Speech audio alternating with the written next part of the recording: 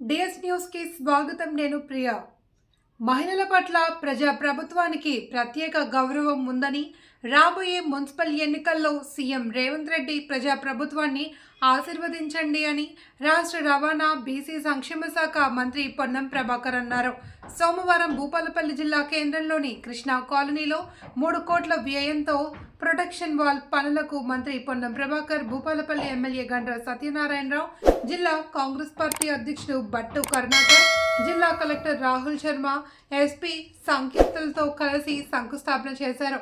MLA GSR అధ్యక్షతన ఏర్పాటు చేసిన బహిరంగ సభలో మంత్రి మాట్లాడుతూ T2 క్వార్టర్స్ మరియు కృష్ణా కాలనీలో అడవి జంతువుల బెడద ఉందని, ప్రజల భద్రత దృష్ట్యా ప్రొటెక్షన్ వాల్ పనులకు శంకుస్థాపన చేయడం జరిగిందన్నారు. మహిళల పట్ల ప్రభుత్వానికి ప్రత్యేక గౌరవం ఉందని, ఎన్నికల ముందు ఇచ్చిన హామీ ప్రకారం 48 గంటల్లో ఉచిత బస్సు సదుపాయం కల్పించామని అన్నారు.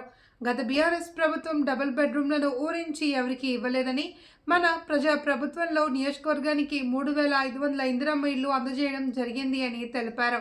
రేగొండలో 3,75 లక్షలతో నూతన బస్టాండ్ నిర్మాణ పనులకు మంత్రి పొన్నం ప్రభాకర్ 3500 ఇండ్లు, 200 యూనిట్ల ఉచిత విద్యుత్, అర్హులైన వారికి రేషన్ కార్డు, సన్నబియ్యం తదితర ఏర్పాట్లు, మేడారం వెళ్లే వారికి రేగొండ సెంట్రల్ పాయింట్ కావడంతో వాహనాలు నిలిపేందుకు విడిది కోసం ప్రాంతంలో గ్రౌండ్ ఏర్పాట్లు చేయాలి అని స్థానిక అధికారులకు, ప్రజాప్రతినిధులకు సూచించారు. మంత్రి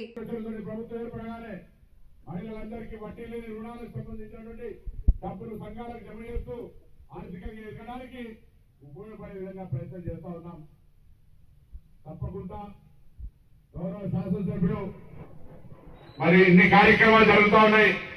పక్క శాసనసభ్యుడు నాకు ఈర్షగలిగేది కార్యక్రమాలు తెచ్చుకొని పైసలు చేస్తూ ఉన్నవాళ్ళు. తప్పకుండా అమ్మా ఒక మాట మాత్రం మనం చేస్తా ఉన్నాం. గతంలో ఇప్పుడు పోల్చుకుంటే గతంలో ఉన్న కార్యక్రమాలన్నీ కొనసాగుతూ ఉన్నాయి. ఇప్పుడు ఈ ప్రభుత్వం వచ్చిన తర్వాత మీరు ఒక్కసారి ఆలోచన చేయండి.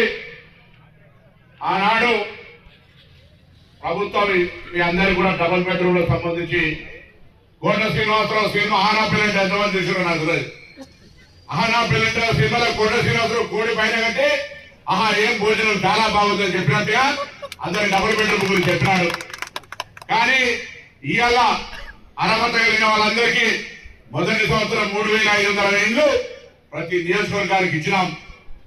అంతేకాదు మీరు రేషన్ కార్డు కావాలని అనేక సందర్భాల్లో ఏ మీటింగ్ జరిగితే అక్కడ ఒక కాగితం పట్టుకొని రేషన్ కార్డు కావాలని అడిగేటువంటి పరిస్థితి ఉండే. ఇవాళ రేషన్ కార్డు ఇప్పుడు కూడా ధైర్యంగా వేదిక మీద చెప్తా ఉన్నాం. ఇంకా ఎవరికైనా రేషన్ కార్డు రాకపోతే అప్లికేషన్ పెట్టుకోండి. ఎటువంటి రాజకీయ ఒత్తిడి లేకుండా అర్హత ఆధారంగా రేషన్ కార్డు ఇస్తాం. మండలానికి సంబంధించినటువంటి పెద్దలకు, పాత్రికేయులందరూ కూడా పేరు పేరున నమస్కారాలు.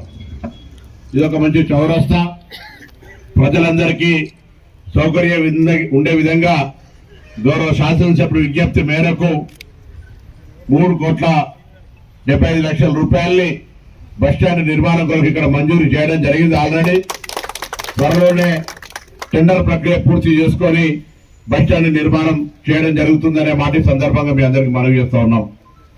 అదేవిధంగా వారు కోరినట్టుగా సమ్మక్క సారలమ్మ టెంపుల్ కు పోవడానికి ఈ ప్రాంతం అంతా కూడా మా హుజురాబాద్ కానీ, కమలాపూర్ కానీ, నేను ప్రాతినిధ్యం వచ్చే హుస్నాబాద్ నియోజకవర్గం అందరూ కూడా ఇదే దారి నుంచి వెళ్ళాలి.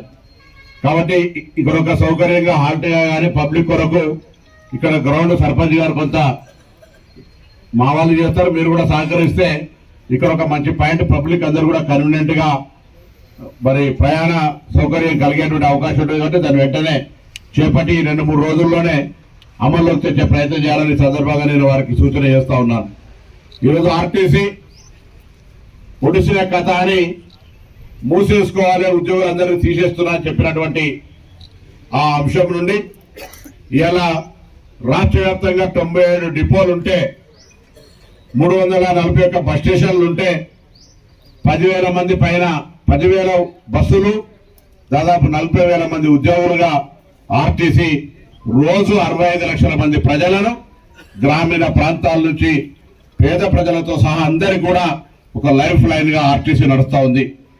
దేశవ్యాప్తంగా రైల్వే ఆ మూల నుంచి ఈ మూలకి ఎట్లయితే రైల్వే ఒక లైఫ్ లైన్ తెలంగాణ ప్రాంత ప్రజలందరికీ ఆర్టీసీ ఎర్ర బస్సు నుంచి పెట్టుకుంటే ఇలా కరెంటు బస్సు దాకా మార్చుకుంటూ ఏసీ బస్సుల దాకా స్లీపర్ బస్సుల దాకా మార్పు చేసుకొని ఈ రోజు మరి ప్రజలకు ఆ విధంగా సౌకర్యాన్ని కలిగజేస్తోంది.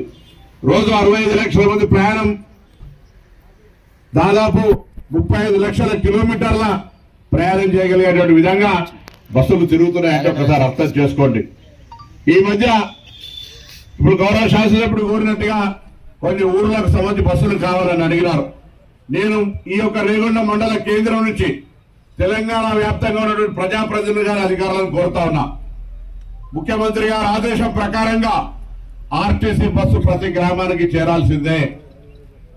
ప్రజలు దాన్ని గౌరవించి ఆర్టీసీ బస్సు ఎక్కితే సురక్షితంగా మా యాక్సిడెంట్ రేషియో కూడా ఇప్పుడు చూసుకుంటే 0.00 అట్లా విధంగా ఉండేటువంటి విధంగా ఉంది. ఎప్పుడు జనరల్ గా పెద్ద ఒకటేసారి మొన్న ఒకసారి వికారాబాద్ లో కంకర ఆర్టీసీ బస్సులు కొట్టేది 19 చనిపోయారు. అటువంటి తప్ప ఏదో అడపాదడప ఇన్ని 10,000 బస్సులు నడవంగా ఎక్కడో ఒకటి యాక్సిడెంట్ అవుతాం తప్ప ఇక్కడ కూడా డ్రైవర్లకు కండక్టర్లకు అనేక రకాల శిక్షణ తరగతులు చేసుకుంటూ ఆర్టీసీ ముందుకు జరుగుతూ ఉంది. 2012 తర్వాత నియామకాలు లేవు, కొత్త బస్సులు లేవు. ఈ 2 సంవత్సరాల్లో 3,000 బస్సులు కొన్నాం, 3,000 పైన ఉద్యోగాలు ఇస్తా ఉన్నాం. ఆర్టీసీ ఇవాళ ప్రజల సంస్థగా, ప్రజల అవసరాల కొరకు ముందుకు పోయే సంస్థగా ఉంది. అటువంటిప్పుడు కొంత ఇన్ఫ్రాస్ట్రక్చర్ గా కొన్ని సౌకర్యాలు ప్రజలకు కలిగేసే బాధ్యత ఉంది. రాష్ట్ర వ్యాప్తంగా ఈ మధ్యలో అయితే మూత్రశాలలకు కూడా ఇబ్బందిగా ఉంది. అదేవిధంగా ఇక్కడ బస్ సెంటర్ కావాలని ఎన్నో సంవత్సరాల నుంచి చిరకాల వాంఛ ఇక్కడ చాలా సార్లు కోరారు.